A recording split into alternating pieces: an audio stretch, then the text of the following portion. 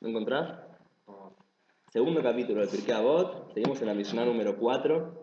Si lo encuentras, por favor, pásenme el libro. ¿Encontraste? Segundo capítulo, la cuarta Mishnah. Que empieza Hu Haya Omer. Acá. ¿Te ayudo, Israel?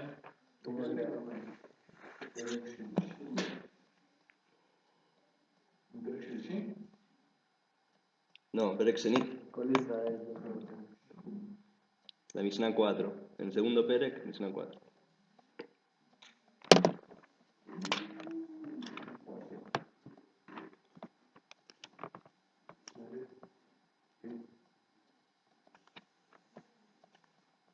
¿Encontraste? No. Hu Haya Omer. ¿Hace? A ver cómo sigue. Quería saber si encontraste. Bien. Ok, ya lo leímos esto, así que vamos a leer nada más de vuelta, pero sin entrar. Hu Haya Omer, él solía decir, hacer esto no, quiere toneja, hacer tu voluntad como la voluntad del Creador, querés hacer esto no, quiere esto no, para que haga su voluntad como tu voluntad. Bater el tzonja mi pner no, anular tu voluntad por su voluntad, que deje de bater el tzon ajerim mi pner para que él anule la voluntad de otros por tu voluntad. Y ya dimos una clase sobre esto, así que vamos a seguir adelante. En la clase explicamos la diferencia entre itkafia y kapja, entre doblegación y transformación. Después sigue diciendo Hilel así. Hilel Omer, Alti Frosh Minat Tzibur, no te separes de la gente. Hemos hablado ahí de que somos un pueblo, que recibió la Torah del pueblo entero y no solamente uno específicamente, individualmente. Vel también Beatzbach Hayot Motaj, y no confíes en vos mismo hasta que te mueras. Después seguimos la siguiente frase que dice así: Gal tadin et haverach al shetagi al imkomo, no juzgues a tu compañero hasta no estar en su lugar. Y leímos el capítulo 30 del Tania. Y habíamos explicado ahí que cada persona está en otro lugar espiritualmente y materialmente. Por eso uno nunca puede juzgar a su compañero porque realmente no tiene idea por lo que él está pasando. De alto mar, y ahora llegamos a las clases de hoy, que va a sorprender nuestras mentes y abrir nuestros corazones. Solamente si ustedes lo dejan. De alto mar, Dabar Sheyef Shalish Moa. ¿Me encuentran? ¿Alguien me encuentra? Itzhak, ¿tenés? ¿Te ayudo? Dame.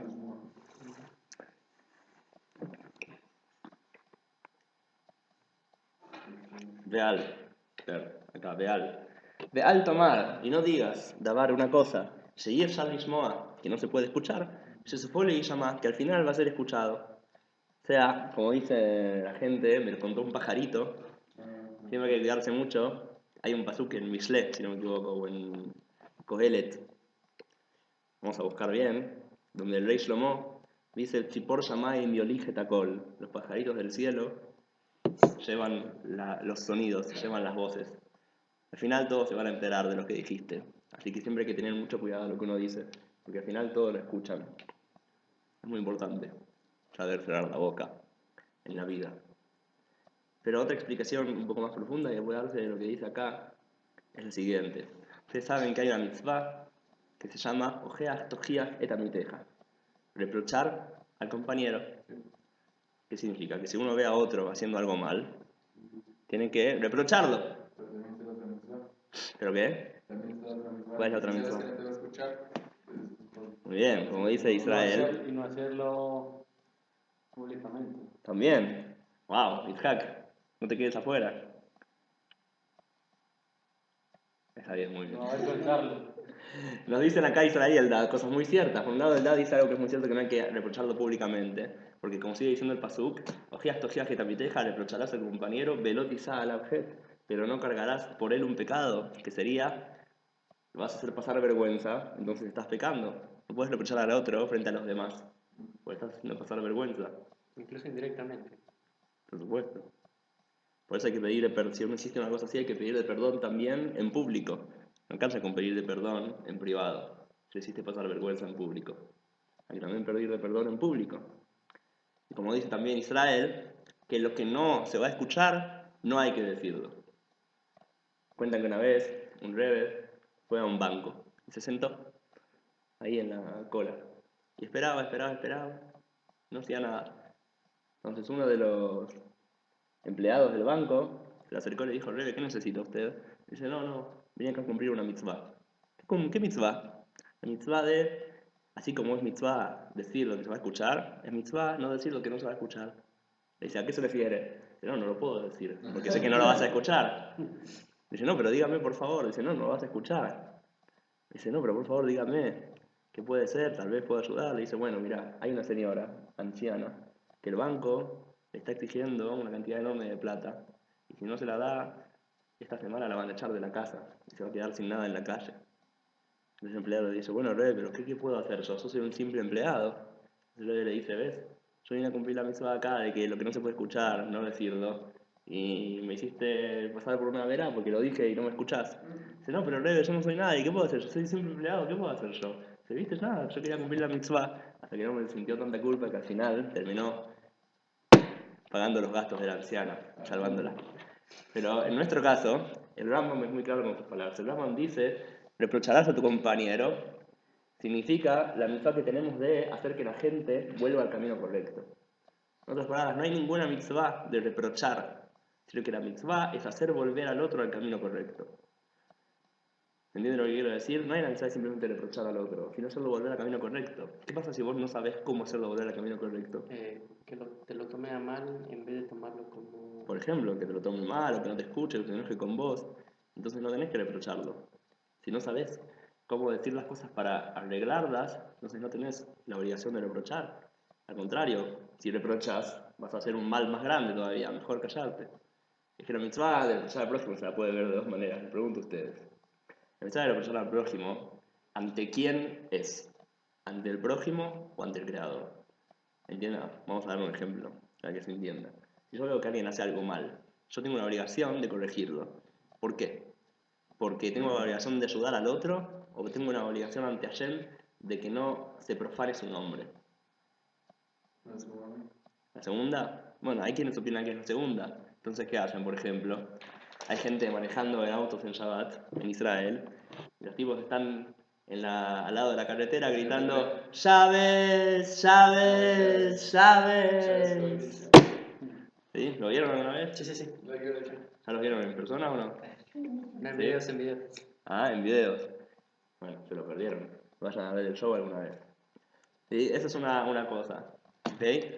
Eso es porque uno cree que... Hay muchos grupos también que creen que la obligación de reprochar no es por un tema de hacer que no te vuelva al camino correcto, sino el nombre de Hashem se está profanando. Tenemos que gritar. Entonces, por ejemplo, cuando se hizo la marcha gay, por ejemplo, la marcha del orgullo gay en Jerusalén, que un tipo se tiró ante los autos para que no puedan pasar porque si no lo iban a pisar, todo tipo de cosas por el estilo. ¿Entienden lo que quiero decir? Estaba la marcha del orgullo gay, van los autos, un tipo se tira al piso para que el auto lo pise. O sea, para que el auto pare y no lo pise. No, un religioso se tiró para parar la marcha. ¿Lleva la marcha en un carro? Estaba la marcha gay, había un carro yendo de la marcha, ¿sí?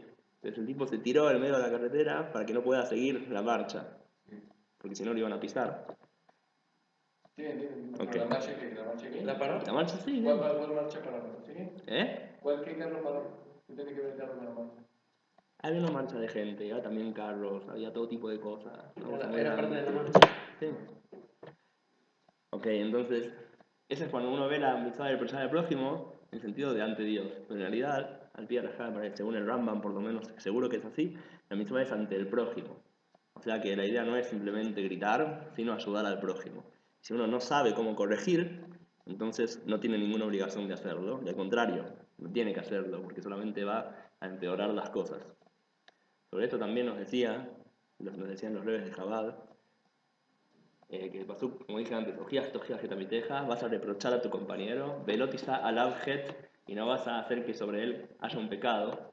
Se puede traducir también, decían los rebes de Chabad, y no vas a echarle la culpa a él del pecado. En otras palabras, ¿qué significa? No dice, yo lo reprocho, y él no entiende. Si no le eches la culpa a él. Si él todavía no cambió, es porque vos no supiste hablar de la manera correcta y tus palabras no salieron del corazón. Palabras que salen del corazón entran al corazón. Entonces no le eches la culpa a él de que siga haciendo las cosas mal, sino que echate la culpa a vos mismo de que todavía las palabras que vos decís no salen del corazón. Si salieran de tu corazón, harían lo que tienen que hacer. Pero ¿qué tenemos que hacer hoy en día cuando vemos cosas que no están bien, ¿cómo hacemos para corregirlas? Obviamente que la mejor manera de todas, hay muchas formas, pero la mejor manera es con la educación, a través de la educación, a través de educar en las escuelas, a nuestros hijos, etcétera, es la manera que tenemos hoy en día de cumplir la mitzvah del reproche y que la gente cumpla la Torah y las mitzvot, etcétera. O con videos en YouTube, por ejemplo, lavario.com. Entonces esto es lo que dice Rabban Gamliel, Rabban Shimon Gamliel, perdón. Sigue diciendo Rabban Shimon Gamliel, o tal vez son las palabras de Hillel, hay que ver, que dice, Be'al tomar dice pané esne. No digas cuando tengo tiempo libre, voy a estudiar. Shemaroti pané. Tal vez nunca tengas tiempo libre. Y esto nos enseña que en la vida no hay que tener tiempo sin sentido, sin valor. Ustedes saben que, ¿cómo? Ocio. Ocio, sí. Se puede tener un poco de ocio, se puede descansar, es importante, pero hay que aprovechar el tiempo, no hay que dejar las cosas para mañana.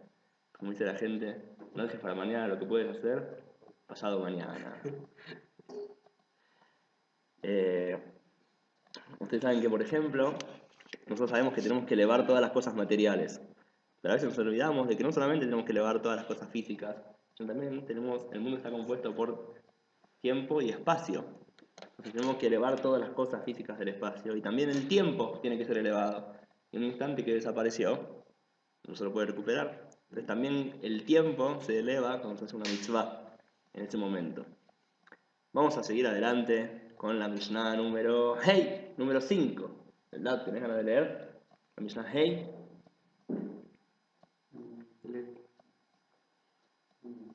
Esto te ayuda, ¿verdad?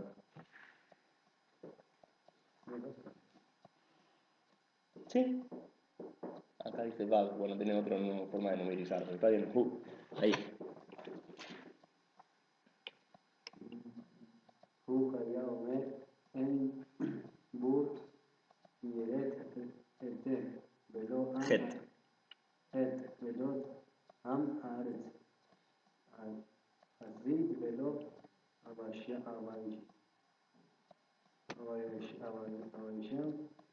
ומה ולא למד ולא הקפדן מלמד ולא כל המרבה בזברת מחכים ובמקום שאין אנשים ישתדל להיות איש. Punto. Muy bien. Dice así. Hubayá Omer, él solía decir, en Buri Erejet, un burro no puede ser aquel que teme al pecado, no puede tener temor al pecado. Velo Amaharet Hasid, un ignorante no puede ser un Hasid. Velo Abaishan Lamed, alguien que tiene vergüenza no aprende. Velo a Kapdan Melamed, y alguien que se enoja no puede enseñar. Velo con Amar Beis Jorah Mahkim, no todo aquel que hace mucho comercio termina siendo inteligente y aprendiendo. Y donde no hay personas, esforzate en ser una persona. Vamos a tratar de entender esto con explicaciones un poco más profundas. Y dice así. Omer, él solía decir, en Buri Erejet, aquel que es un burro, aquel que no estudia, no puede realmente tener temor al cielo, temor al pecado. Primero que nada, ustedes saben que en general se habla de Irat Het, temor al pecado, y a veces se habla de Irat Shamayim, el temor al cielo. Jesús te ha explicado que es más alto el temor al cielo que el temor al pecado. El temor al pecado es más como temor al castigo, a veces, o temor a este acto específico. Temor al cielo significa sentir la presencia de Hashem frente a uno, no solamente pensar en uno, en el castigo, sino sentir la presencia de Hashem frente a uno. En general, hay que entender la traducción correcta de la palabra irá, que la traducen como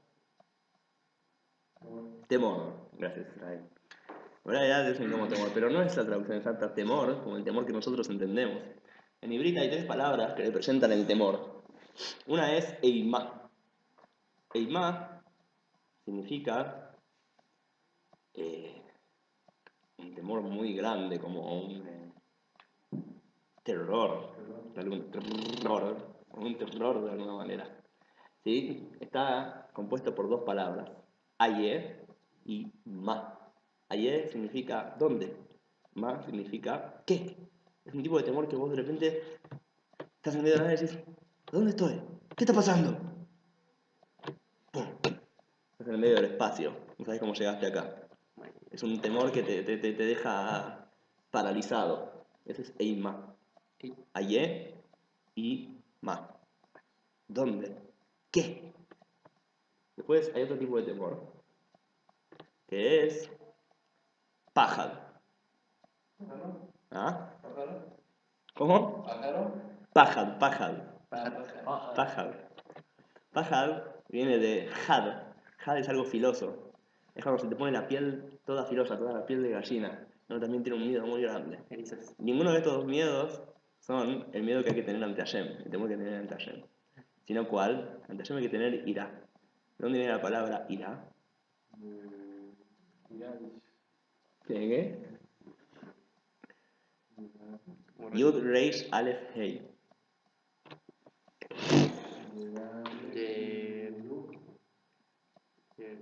No sé si esto se puede volver. ¿Eh? Qué bueno, Yair.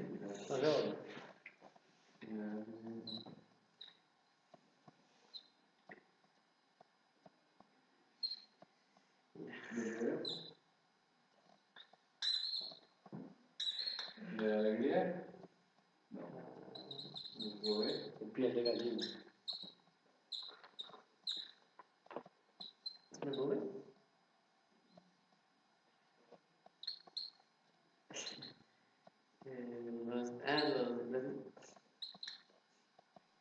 Ira. No de qué viene. ¿De ir? No. Vamos a sacarle la Yud. ¿Qué es re? Rack. Re. Muy bien. Muy bien. Por acá vamos. Viene de Liot, de ver. ¡Yes! Ganaste. Un aplauso. Irá es cuando uno de repente, imagínense que está en una pieza. Y está tranquilo. Y de repente se entera que alguien lo está viendo por la ventana. ¿Qué sentimiento tiene? Están viendo. Oye, tenés como, bueno, voy a hacer las cosas de manera correcta, ¿no? Como estaba sentado antes, así.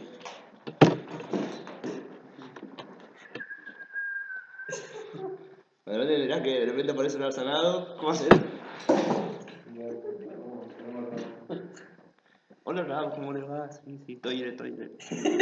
Mitzvah. Acá no se lo juro, no se lo Rab Cook, Rab Obadia. ¿No? Es un temor que no es un temor que te neutraliza, no es un temor que te paraliza, sino que es un temor que te enfoca. Pues sabes que te están mirando. Ese es el temor que hay que tener ante Hashem, saber que Él está presente, saber que Él está. Y entonces, sí, entonces eso no hace que te paralices, sino que hagas las cosas que tenés que hacer, pero enfocado, sin falta de respeto. Saber que uno está ante el Creador. Eso es irá. No un temor paralizante como el más. ¿Dónde estoy? ¿Qué va a pasar? O baja, que me pierdo la piel de gallina. ¿Sí, no? Irá. Temor de lo están viendo. Pero, para poder realmente ser un temeroso de Dios, no se puede ser un ignorante. La gente que cree que sin estudiar, sin saber nada, entonces él es mucho más temeroso del Creador, etc. En realidad no es así. La persona tiene que estudiar, tiene que aprender para poder realmente ser temeroso de Hashem. Cuando vamos a estudiar, me refiero a estudiar de todo. Vamos a ver acá lo que dice.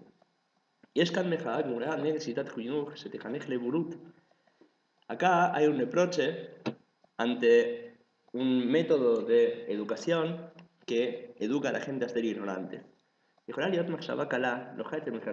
Algunos educadores pueden pensar, y es muy fácil para ellos y mucho más cómodo pensar,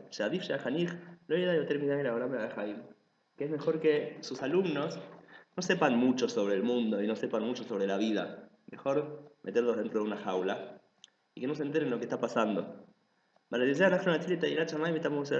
así vamos a salvar su temor al cielo y su moral. Si se llega a enterar en que afuera hay un montón de cosas para caer en pecado, entonces va a terminar perdiendo el temor al cielo. Nos viene acá a decir en la Mishnah Es Murirejet. El ignorante no tiene temor al cielo en realidad. No es eso temor al cielo. No es. Y Madame lo lleva vaya olam. Si la persona no sabe lo que pasa en el mundo. Entonces esta persona ni siquiera sabe diferenciar entre el bien y el mal. No es que tiene temor al cielo, sino que ni siquiera sabe nada. No sabe ni lo que es bueno ni lo que es malo. Y cuando salga a la calle, va a estar totalmente confundido, lo va a pisar un auto. Un auto espiritual. Así que él no va a tener forma de diferenciar entre el bien y el mal. Él no sabe ni siquiera de qué están hablando.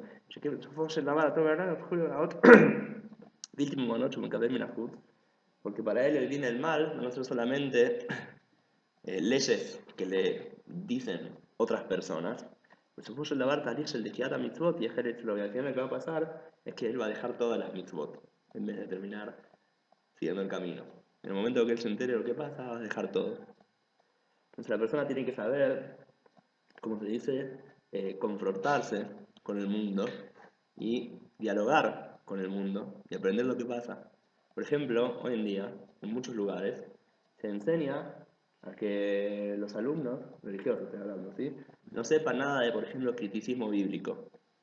Criticismo bíblico es gente que dice, que explica que la Torá no puede ser que fue escrita por Moshe, y que la teoría de los 4 documentos, hipótesis de los documentos, por ejemplo, de que la Torá fue escrita a partir de 4 diferentes personas, o documentos diferentes, y que los Sukim no se contradicen entre sí, o todo tipo de cosas que dicen, ¿sí? Todo tipo de cosas. Hay gente que trata de, la forma de educar a los jóvenes es, no leas todo eso, está prohibido leer todas estas cosas. Por ejemplo, Rabiná. No son tiros.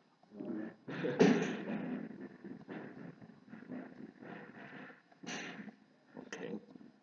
Rabbi Nachman dice, por ejemplo, que aquel que lee el libro Moreno Bujim, la guía de los perplejos, entonces se le ve la herejía en la frente. Tiene una marca de herejía en la frente. ¿Herejía? Sí. ¿De Moreno Bujim? Así dice él. Sí. Dice que no hay que meterse en ninguno de esos libros ni estudiarlos, porque hay que tener fe simple en Akadosh Baruj Hu, simplemente fe en Hashem, y dejar el intelecto de costado y no entrar en preguntas complicadas. Entonces está bien, tal vez para la época de Rabbi Nachman y el Hasidim eso servía, pero hoy en día uno ya no puede ocultarle todas las preguntas a la juventud, en especial que hoy en día existe Internet. Y la persona puede en cualquier momento entrar a Internet y ver todo tipo de cosas. Eso es lo que estás explicando de que puede a las profesoras que no leen que sus alumnos vean cierto tipo de cosas, también se podrían relacionar con, por ejemplo, los hasidim que son muy extremos que no permiten que utilicen Internet. Sí, claro, y a eso me refiero. Entonces uno puede pensar que la manera de educar es encerrándose, ocultándole todas esas cosas a la juventud, a los niños. Pero eso no va, creyendo que eso les va a hacer que tengan temor al cielo. Pero esta gente no es que va a tener temor al cielo, simplemente van a ser ignorantes. Y dice nuestro sabio siempre que el ignorante no tiene temor al cielo, sino que simplemente es un ignorante, eso no es temor al cielo. ¿Y qué va a pasar en el momento que esa persona sí se encuentre con esas cosas? No va a tener respuestas. Y no va a tener a quién preguntarle tampoco, porque apenas pregunte le van a decir, ¿cómo vas a preguntar estas cosas? Me van a tirar por la ventana. Estás diciendo palabras prohibidas, etc. Entonces, ¿qué hay que hacer? Hay que educar a la gente, darle las herramientas necesarias para poder estudiar todas las otras opiniones y enfrentarse a ellas y buscar la verdad y saber que Hashem no espera a la persona que sea tonta e ignorante, sino que sepa y aprenda y poder enfrentarse con el criticismo bíblico y con todo tipo de cosas y preguntas de fe. Al fin y al cabo, tener preguntas en la fe es bueno. Uno no puede encontrar a Hashem a menos que... ¿Cómo se hace para encontrar algo? ¿Qué es lo más básico para poder encontrar algo? Sí, pero te voy a dar un ejemplo. ¿Qué es lo más importante que necesito para poder cerrar una puerta?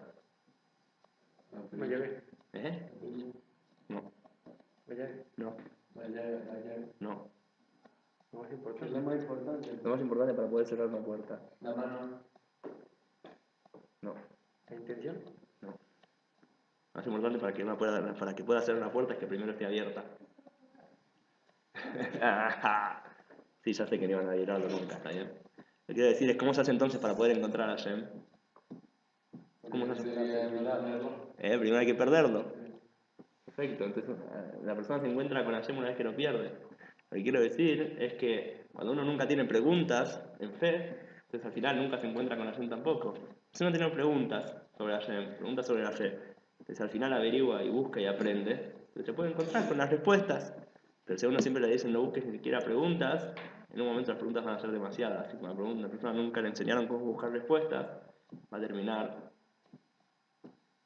enojado con todos los religiosos y haciendo videos en YouTube explicando cómo todos los creyentes son unos imbéciles, unos estúpidos y por culpa de ellos nuestro gobierno está tan mal, etcétera, etcétera, etcétera, lo que tú quieras. Entonces, ¿qué hay que hacer? No hay que educar a la ignorancia. Primero que nada eso. Segundo, velo amar et hasid. Un ignorante tampoco puede ser un hasid. ¿Sí? Es lo mismo que decíamos antes. Por ejemplo, estaba hablado en la Gemara que es un hasid shoté, un hasid tonto. Una persona que quiere ser un hasid tiene que saber cómo se hace para ser un hasid. El hasid va más allá de la laja seca y hace de más, porque él está contento cumpliendo las mitzvot, entonces aumenta en embellecerlas. Pero a veces uno puede hacer cosas que cree que es embellecer la mitzvah y al final lo único que hace es ensuciarla. Hablamos de esto bastantes veces. Por ejemplo, cuando voy a la casa de alguien y esta persona, muy bien, por ejemplo, esta persona no come halal Israel, o sea, y uno dice, no, yo no como eso, entonces eso no es el hasid. Esto es lo contrario de ser hasid. Estás haciéndote orgulloso frente a los demás, etc. O la Gemara trae un ejemplo de una persona que está en la orilla del mar y ve a una mujer ahogándose. Entonces dice, yo tengo que salvar a esta mujer, pero primero me tengo que sacar los tefilín, porque si no se van a mojar. Entonces hasta que él se saca los tefilín y todo eso, empieza a hacer pilpulim, la mujer se ahoga. Eso es ser un hasid tonto. Un hasid que al final trae cosas malas. Agarrá, salvá a esa persona, no sé, y después pensá en todos los detalles. O por ejemplo... Uy, ahora me olvidé. ¿Qué se va a hacer?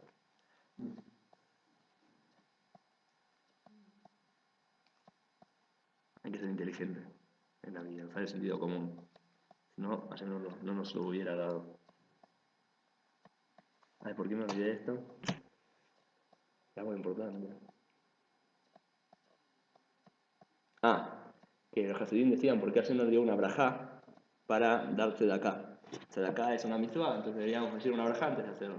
Dice, no, porque ¿qué va a pasar? La gente va a ver un pobre en la calle pidiendo comida y va a decir, uy, le voy a dar algo que tengo de plata para que compre una pizza. Va a decir, pues tengo que decir la brajá, para decir la brajá, antes tengo que ir a la mikve. Y si tengo que ir a mikve, tengo que tener kabanot, tengo que tener todo tipo de pensamientos. Y si tengo que hacer eso, antes tengo que hacer una tefilá especial para que ayer me ayude a tener kabanot. Pero para eso necesito primero hacer unos cuantos tehilim. Y mientras hizo todo eso y empezó a pensar en todo eso, el pobre se murió en el medio de la calle. Entonces, no dijeron una braja para la acá, no es que se diga acá directamente, que se dé acá directamente, lo mismo pasa acá. Hay que ser un hasid, pero un hasid tonto. Al ser un hasid tonto, ya no es hasid. Y por último sigue diciendo, pero a Baishan Lamed, y el vergonzoso nunca aprende. Dijeron, aparentemente, ser vergonzoso es una buena vida, es una buena cualidad. Nosotros decimos, As panim la geinam, vos panim le ganeden, porque a vos decimos más adelante, que aquel que es cara dura, se va al geinam, va al purgatorio, al infierno. Vos panim, aquel que es vergonzoso, le ganeden, se va al ganeden. Entonces, ¿por qué me estás diciendo acá que aquel que es vergonzoso no aprende? Aparentemente es bueno ser vergonzoso, ¿no? Era Sheish la en Midat, Boshet Apanim, le Medat Abayashanut. La diferencia es que Pirkei Avot más adelante, cuando dice que el Bosh Panim, el vergonzoso, va al Gan Eden, dice la palabra Bosh Panim, vergonzoso del rostro. Acá decimos el Baishan. El Baishan es otra frase. ¿Qué significa Baishan? ¿Cuál es la diferencia entre estos dos tipos de vergüenza? Boshet Panim, y así Irut, si es nada, no las cosas como el Javero. Boshet Panim significa pudor. No significa específicamente vergüenza, sino pudor. Y la gente tiene que tener vergüenza de entrar en la vida privada del compañero o en cosas del otro que no tiene que estar viendo, por ejemplo. ¿Sí? Hay pudor también de no mostrar cosas que los demás no tienen que ver. Hay una cierta cantidad de vergüenza mínima que todos tienen que tener. y no ir viendo todo lo de los demás y metiéndose en la vida de los demás como si fuera que no hay ningún límite, sino respetar los lugares de cada uno. Por otro lado, tenemos lo que es Baishanut, que es un tipo de vergüenza exagerada. Y eso es muy malo. Porque cuando la persona tiene todo el tiempo vergüenza de sí mismo, significa que él no confía en su propia identidad, no confía en quién él es. Y eso es un problema muy grande. Esa persona nunca aprende y nunca hace nada porque dice, ¿quién soy yo para estudiar Torah? Yo no soy nadie, yo no valgo nada. Entonces esa persona nunca aprende. La persona tiene que creer en sí mismo, creer en su propia identidad y entender que no vino a este mundo solamente para estudiar y hacer mitzvot y estudiar Torah, y enseñar y trabajar y listo, sino que vino acá a este mundo a hacer un cambio en el mundo. Pero para poder hacer un cambio en el mundo y aportar tu parte en el mundo, tenés que creer en tus poderes, creer en lo que vos podés hacer que nadie más puede hacer. No decir, ay no, yo no soy nada, yo no soy nadie, ¿qué puedo hacer yo? Todos los demás pueden hacer cosas grandes, yo no puedo hacer nada. Pero hay que dejar de ser un falso vergonzoso. Entender que no. Yo tengo cosas mejores que los demás y cosas que yo puedo dar al mundo que nadie más la puede dar, nadie más puede aportar. Y que no tiene, el que tiene vergüenza de más, nunca aprende, no gana nada. Hay que confiar en uno mismo y saber que lo que yo puedo aportar lo tengo que aportar. Cada uno en su propia parte. Saber que a Hashem le importa que uno esté en este mundo para dar algo que ningún otro puede dar. Y no tiene que pensar, ¿qué me dio a mí Hashem que yo puedo dar al mundo? ¿Qué yo puedo dejar en este mundo? Gente que cree que está mal pensar en eso. Gente que tiene un viaje así religioso y piensa que está mal pensar en eso. Y dice, no, yo no quiero nada, yo lo único que quiero es tener una vida simple, comer todos los días choclito y maíz.